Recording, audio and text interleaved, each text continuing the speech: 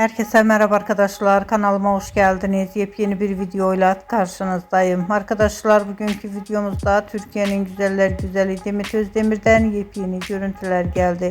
Güzel oyuncumuzun rengarenk muhteşem görüntülerini sizler için YouTube kanalımda video halinde sunuyorum arkadaşlar. Umarım beğenirsiniz.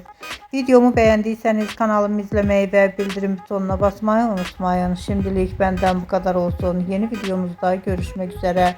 Hoşça kalın, sağlıklı kalın. Umarım videomu sonuna kadar izleyeceksiniz ve beğeneceksiniz. İyi seyirler.